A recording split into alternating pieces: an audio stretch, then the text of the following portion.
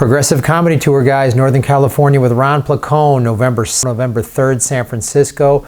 November 4th. Sacramento and San Francisco are almost sold out. Please get your tickets. It's an amazing night if you've never been to one of these. Political activists, we invite different political organizations out. You get to meet people in your community. Everyone has said, I came to the show alone. I left knowing more people.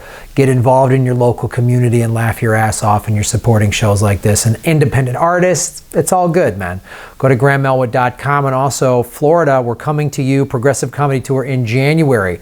The 9th in Gainesville, the 10th in Miami, the 11th in Orlando, and the 12th in Jacksonville. Check that out at grahamelwood.com. Also, Stay in Your Lane comedy show, the bowling thing at the Corbin Bowl. We do that once a month in Los Angeles and Tarzana. That's at grahamelwood.com.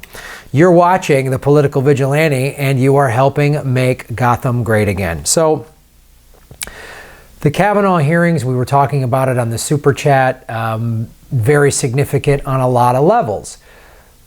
Bringing awareness to victims of sexual abuse and also showing how horrible the two-party partisan politics are, right?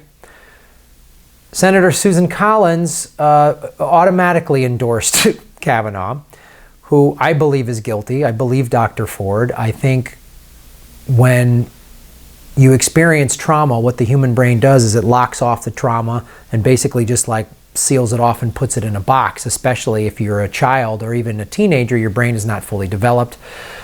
Events trigger this and it comes forward, so I fully believe her, having had some experience with that myself.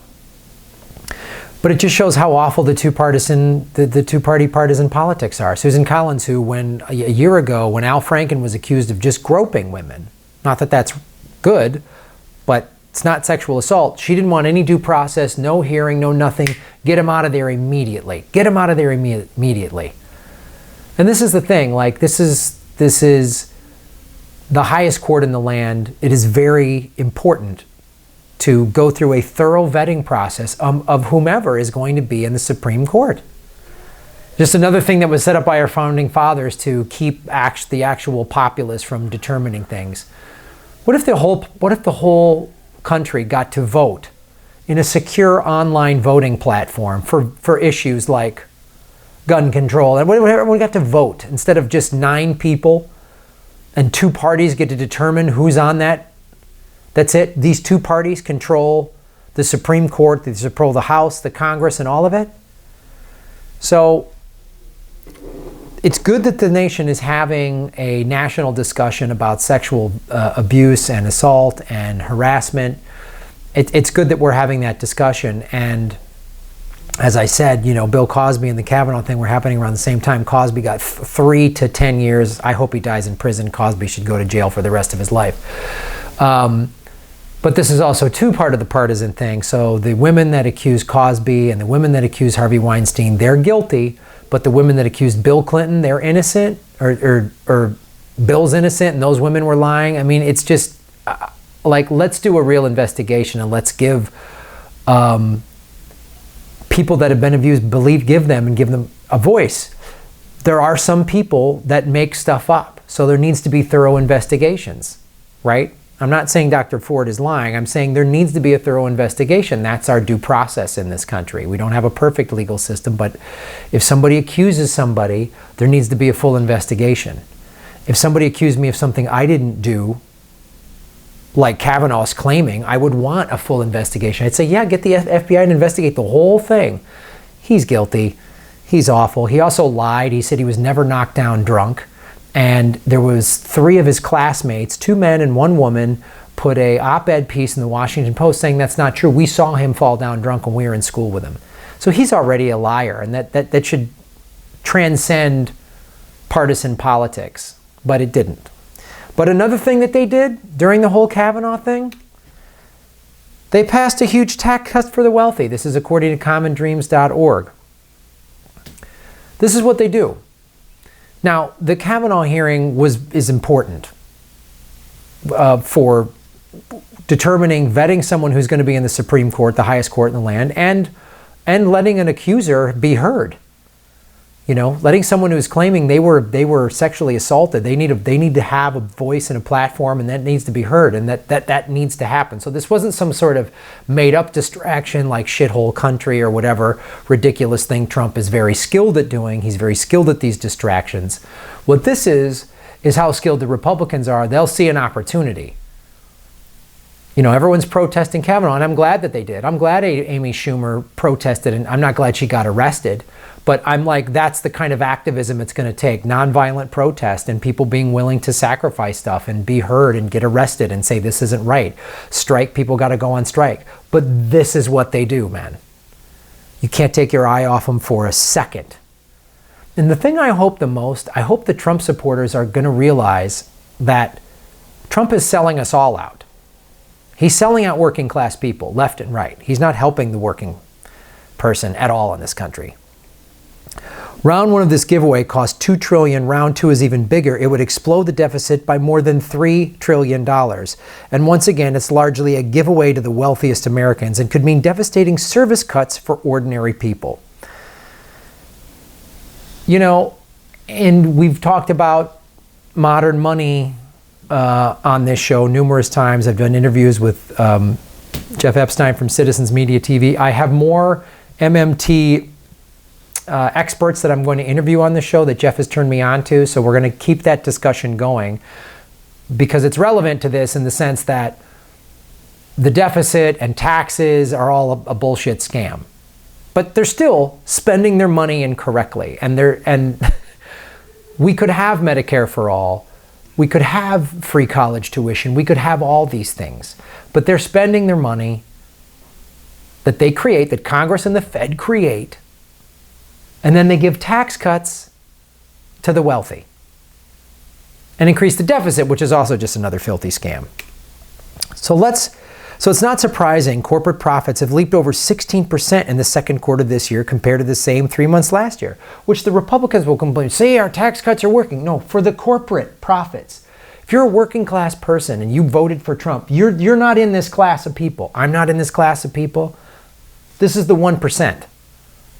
Okay? I'm not some Hollywood rich millionaire Hollywood liberal, okay? I live in a rent-controlled apartment and I drive an electric car. All right? Meanwhile, corporate tax payments are on schedule to come in $120 billion lower than in 2017. That's $120 billion that they're not paying in taxes. So they're getting a tax break. Are they passing this tax money on? Are all working class people getting a taste of this $120 billion? Nope. I got to pay my taxes this week.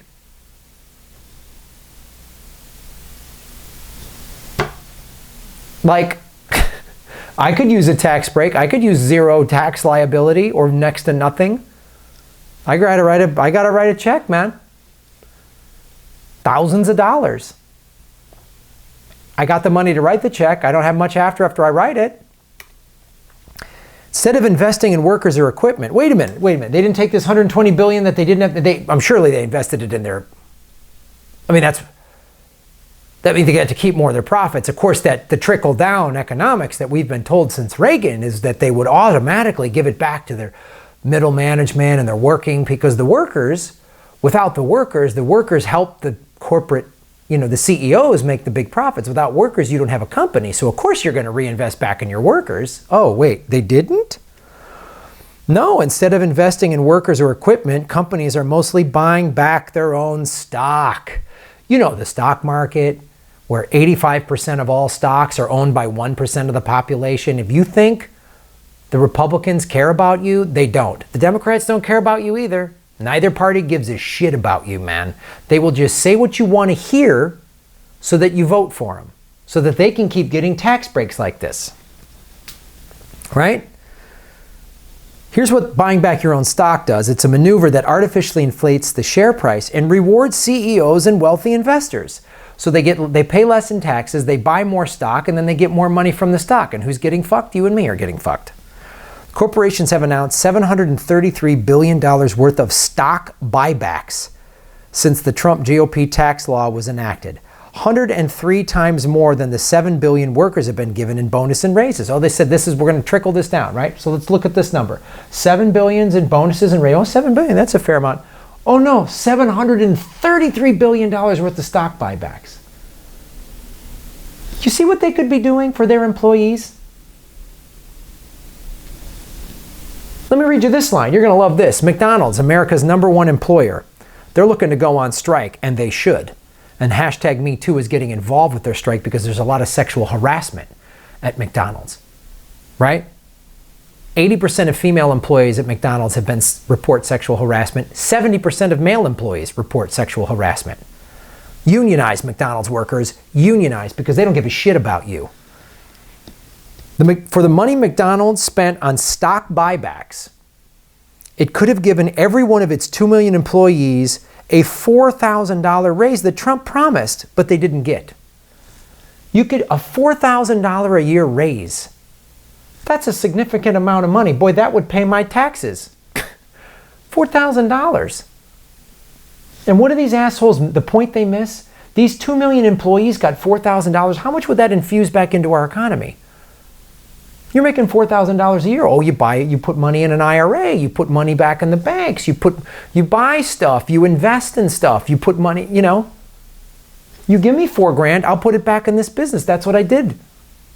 Look what I did with the profits I made from this. I bought I went to Best Buy. I bought a TV. I bought lights and equipment and all this stuff. I helped stimulate the economy. I didn't go buy a watch. I'm stimulating the economy. That's what you get for $4,000. That they could be helping out 2 million people. Look at this. Look at this graph. This is the income shifting. Since 1979, the bottom 60% of the population, it's gone down by 4.4%. After-tax income has gone down since 1979. The 1% assholes, of course it goes up. Of course it goes up. You know who's here? Everybody.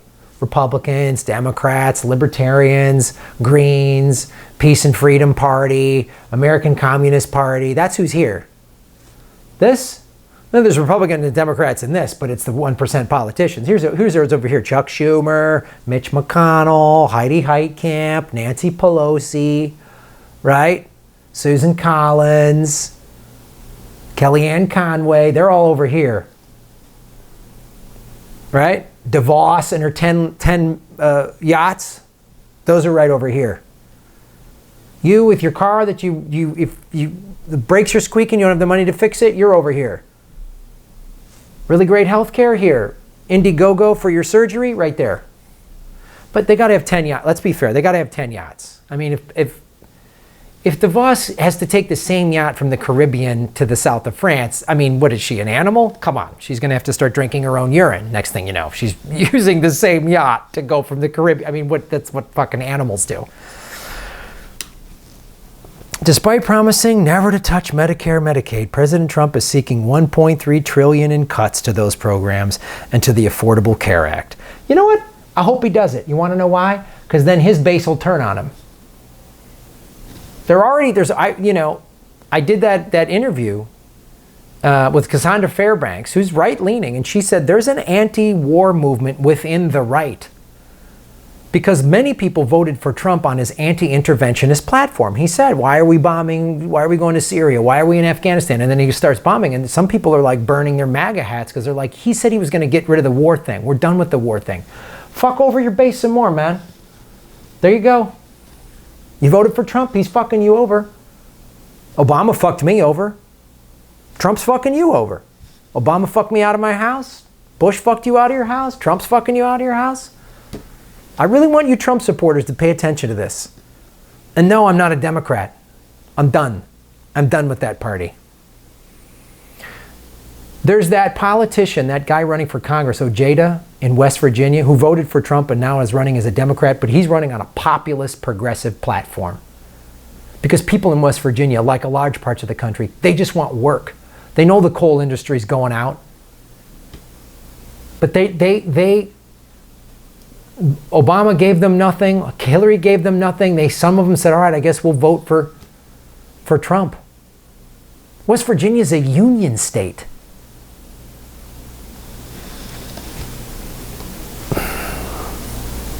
Trump and House Republicans would also slash funding for students in school and college, among many other service cuts. But they always got money for bombs. They always got money for bombs. They always got tax cuts for the rich, and there's always money for bombs. That's a guarantee in this country. Round 2 of the Trump GOP tax cuts would only repeat the same destructive pattern: huge handouts to the rich, huge deficits, and huge service cuts for working families. The big difference is that the budget hole created would be much deeper this time, making the resulting cuts to services that much more severe. We need a workers' party. It'll transcend all this red state, blue state bullshit. Because guess what? Wait, there it is. You think the two parties are that different?